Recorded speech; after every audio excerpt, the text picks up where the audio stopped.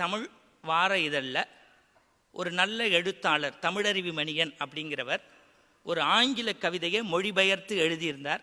அதை இன்றைக்கு சமூகத்தினுடைய சிந்தனை கருதி சமய விழாவில் சொல்வதில் நான் இரட்டிப்பு மகிழ்ச்சி அடைகின்றேன். ஒரு பெரிய பையன் சாஃப்ட்வேர் முடித்து நல்ல வேலைக்கு முடித்து வெளிநாட்டுக்கு போயிட்டான்.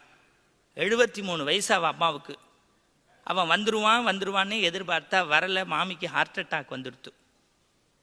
ஒரு கையில் நெஞ்சை பிடிச்சிட்டு இன்னொரு கையில் பேனாவை எடுத்து அவன் பையனுக்கு ஒரு லெட்டர் எழுதினான்.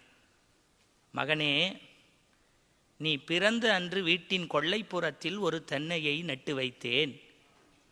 நாங்கள் ஊற்றிய தண்ணீரில் தென்னை வளர்ந்தது. நாங்கள் சிந்திய கண்ணீரில் நீ வளர்ந்தாய். எங்கோ இருந்து ஈட்டக்கூடிய பொருள் உனக்கு சுகத்தை தருகிறது. எங்கள் அருகிலேயே இருக்கும் தென்னை எங்களுக்கு சுவை நீரும் சுகநிழலும் தருகிறது. பரவாயில்லை மகனே, என்றாவது ஒரு நாள் நீ வருவாய் வருவாய் என்றே எதிர்பார்த்து ஏங்கி போனேன்.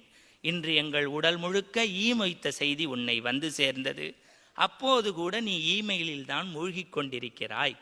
எங்களுடைய இறுதி கூட்டத்தில் நீ கலந்து கொள்ளாமல் போனாலும் நீ என்று நினைத்து நாங்கள் வளர்த்த தென்னை எங்களை ஓலையாக மாறி பத்திரமாக ஊர் எல்லை வரை சேர்க்கும்.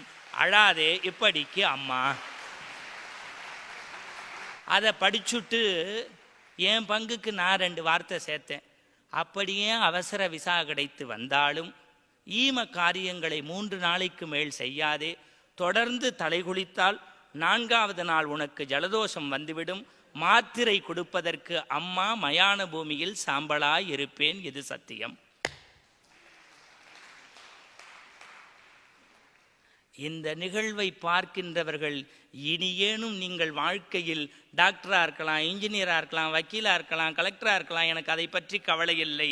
இந்த நிகழ்வை பார்த்த பிறகாவது தாயை தெய்வமாக மதித்தால் அந்த நிகழ்ச்சிக்கு கிடைத்த அங்கீகாரம் என்பதை நான் பெருமையோடும் கர்வத்தோடும் சொல்லிக்கொள்வேன். உலகத்திலே உள்ள அத்தனை வேத விற்பன்னர்களுக்கும் சொல்கின்றேன், அத்தனை ஞானிகளுக்கும் சொல்கின்றேன், அத்தனை இளைஞர்களுக்கும் தைரியமாக சொல்கின்றேன், நான் ஒருபோதும் மேடைகளில் ஏறிவிட்டால் அச்சப்படுவதில்லை. இருக்கின்ற போது நீங்கள் கவனிக்காமல் இருந்துவிட்டு இறந்த பிறகு அவர்களுக்கு தவசத்தை கோடி கோடியாக கொட்டி செய்வதில் ஒருபோதும் பயன் கிடையாது என்கின்ற செய்தியை இந்த பக்தி திருவிழாவில் தைரியமாக சொல்கின்றேன்.